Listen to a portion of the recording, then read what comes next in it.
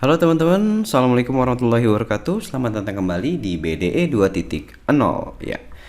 Di video kali ini saya akan bahas tentang Quality Assurance dan SNI. Nah, ini mungkin jarang dibahas juga ya soal SNI. Nah, dan ini pun sangat menarik ya teman-teman, karena ini terkait dengan kualitas dari produk dan brand teman-teman nantinya ya. Oke, Quality Assurance. Saya bagi Quality Assurance ini adalah menjadi tiga ya, yaitu yang pertama proses control, quality control, dan cost control. Nah, proses control ini terjadi di tengah-tengah. Karena kalau nggak ada proses control, maka akan terjadi banyak tumpukan di quality control. Proses kontrol ini adalah proses pembelian bahan, kemudian kalau misalkan diproduksi ya, kemudian proses cutting, proses produksi ini benar-benar kita kontrol. Pembelian bahannya di mana, apakah terlalu jauh, apakah itu sudah terbukti gitu loh si toko bahan tersebut gitu kan dengan kualitas bahannya. Proses cuttingnya juga dijaga, jangan sampai kotor ketika istilahnya orang tersebut memotong gitu kan. Proses produksi dijaga. Sedangkan quality control itu adalah di akhir ya, saat finishing product dan packaging. Nah, bahkan sampai ke listing juga gitu kan, listing si produk tersebut. Nah, cost control ini sebenarnya bagaimana semuanya terutama dari sisi keuangannya kita kontrol gitu, dari mulai harga produksi dan lain-lain. Oke, kita mulai dari alur produksi yang sebelumnya kita bahas ya. Oke, kalau misalkan dari semua alur produksi ini, yang hijau ini adalah proses kontrol, yang orange adalah quality control. Jadi teman-teman, proses kontrol itu benar-benar panjang ya, dari mulai proses produksi ya, bahkan kalau sampling gitu ya, kemudian order bahan baku dan lain-lain, ini kita harus jaga prosesnya. Kalau kita sudah jaga prosesnya, maka tim quality control itu sangat minim pekerjaan ya. Artinya sebetulnya kalau proses kontrolnya itu baik ya, maka tidak ada lagi quality control. Nah, jadi simpelnya kayak gitu. Kalau misalkan teman-teman nggak mau ada cacat gitu ya, nggak mau ada cacat di belakang, maka prosesnya harus dijaga gitu. Intinya kayak gitu sebetulnya.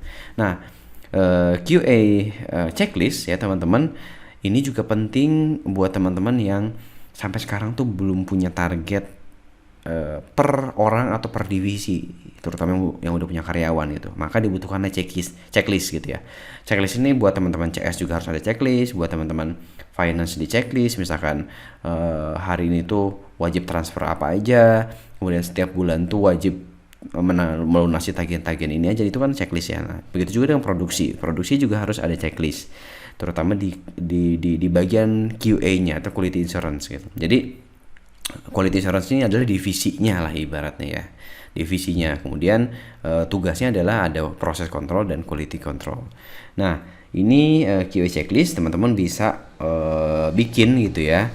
Misalkan yang kotornya berapa, yang rusak berapa gitu kan, yang cacat bagian ininya berapa, bagian resleting berapa, bagian jahitnya berapa. Nah, ini teman-teman harus kita hitung gitu loh.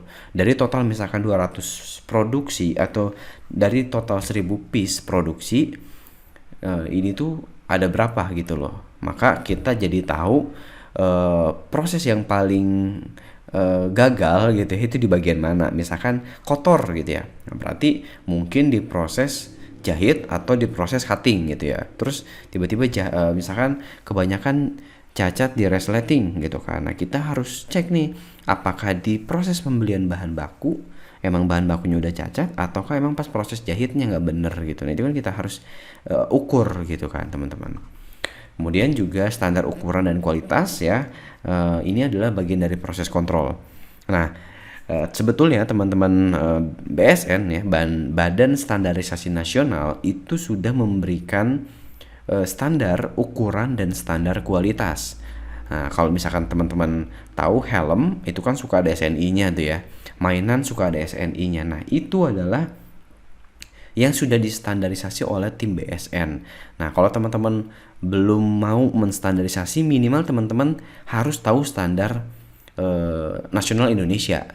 Misalkan nih contoh, ukuran celana anak, ukuran 3 tahun, lingkar pinggangnya 50, ukuran 4 tahun lingkar pinggang yang 52 dan lain kelipatan 2 cm gitu ya, toleransi 0,5 cm. Ini adalah standar ukuran, sehingga jangan sampai nih kalau misalkan saya misalkan kalau di mall gitu ya beli celana merek C gitu ya, kemudian saya di online belilah merek yang lain. Saya biasa pakai misalkan 3 berapa ya, atau misalkan saya biasa pakai L gitu, tiba-tiba saya beli L di online itu nggak sama dengan L-nya yang di mall gitu. Nah ini adalah nggak standar SNI gitu loh. Jadi yang standar yang mana sih? Nah itu saya juga nggak tahu gitu ya. Apakah yang di mall itu udah standar atau yang di online malah standar gitu. Makanya tim BSN ini sudah memberikan standar, sehingga teman-teman brand owner, teman-teman UMKM itu bisa mengikuti SNI aja. Jadi kita tuh jadi bareng-bareng gitu loh, ukurannya bareng-bareng, kualitasnya juga bareng-bareng sama gitu.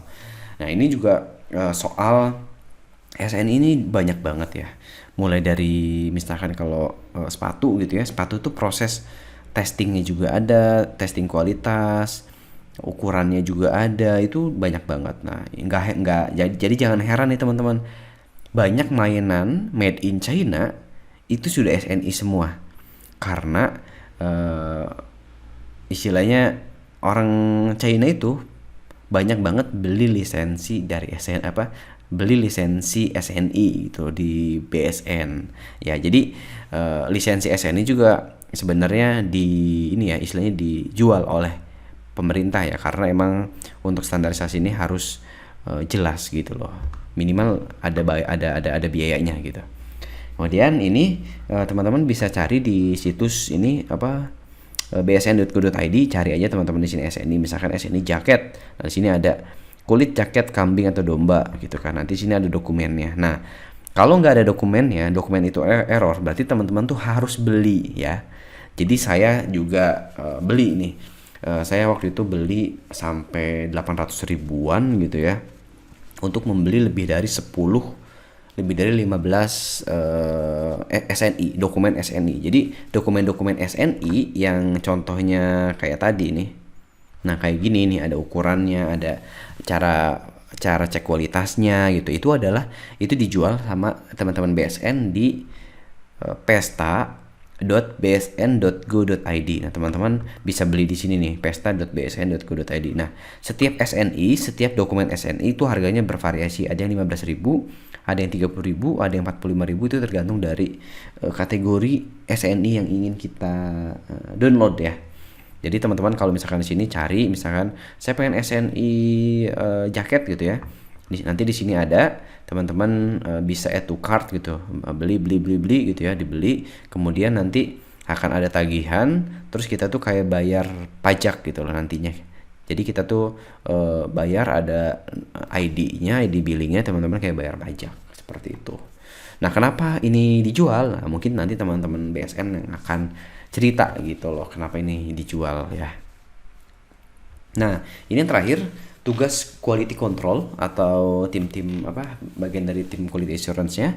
Yang pertama, teman-teman kalau misalkan meng-hire tim QC ya harus pastikan ya memantau perkembangan semua produk yang ingin diproduksi atau yang sudah diproduksi oleh perusahaan. Bertanggung jawab untuk memantau, menganalisis, meneliti dan menguji suatu produk. Ya misalkan baru datang produk sampel, ya, teman-teman harus diuji coba dulu gitu ya. Kemudian yang ketiga, memverifikasi kualitas produk, ya pasti ini ya. Quality control bertanggung jawab memonitor setiap proses yang terlibat dalam produksi produk. Misalkan teman-teman tim quality control itu untuk istilahnya menerapkan proses kontrol, teman-teman harus rajin ke tempat konveksi tersebut gitu loh, apakah sudah standar atau belum dan lain-lain gitu ya. Kemudian memastikan kualitas barang produk sesuai standar, kemudian merekomendasikan pengolahan ulang produk-produk yang berkualitas rendah. Misalkan kalau di brand-brand besar itu biasanya ketika proses QC itu ada grade A, grade B, grade C. Grade A itu yang benar-benar masuk proses quality control. Kemudian yang grade B itu biasanya misalkan ini yang ya ada cacat-cacat dikit lah, cacat itu dalam arti jahitannya kurang rapi sedikit gitu lah. Itu biasanya misalkan untuk didiskon. Kemudian yang grade C yang cacat itu harus diapain sih? Harus diservis kah atau harus dibagikan kah atau apapun. Nah itu teman-teman harus bisa merekomendasikan gitu ya. Kemudian bertanggung jawab untuk semua dokumentasi inspeksi dan tes yang dilakukan pada produk dari setiap perusahaan. Misalkan gini teman-teman, yang seperti tadi ada checklist ketika proses tes, ketika proses QC itu tuh harus di checklist. Misalkan satu barang ini di checklist atau di tes kualitas ketahanan misalkan, kemudian dites juga warnanya udah sesuai, dites aksesorisnya udah sesuai. Nah itu adalah checklist. Jadi setiap produk yang kita checklist itu tim quality control itu harus mencek gitu ya, warnanya udah sesuai apa belum, ukurannya udah sesuai atau belum, kualitasnya udah sesuai atau belum, seperti itu. Kemudian yang terakhir, dia membuat analisis catatan sejarah perangkat dan dokumentasi produk sebelumnya untuk referensikan di masa mendatang. Kayak misalkan ini ternyata banyak yang cacat di bulan ini gitu kan, kemudian yang banyak cacatnya di mana gitu kan, itu kita data. Nanti bulan-bulan berikutnya menjadi bahan evaluasi untuk lebih meningkatkan kualitasnya. Nah seperti itu teman-teman, materi tentang QA ya, Quality Assurance dan SNI. Nanti mungkin soal SNI teman-teman BSN akan men-share khusus ya materi SNI ini. Oke, sekian teman-teman. Terima kasih telah menyimak materi ini. Semoga bermanfaat. Assalamualaikum warahmatullahi wabarakatuh.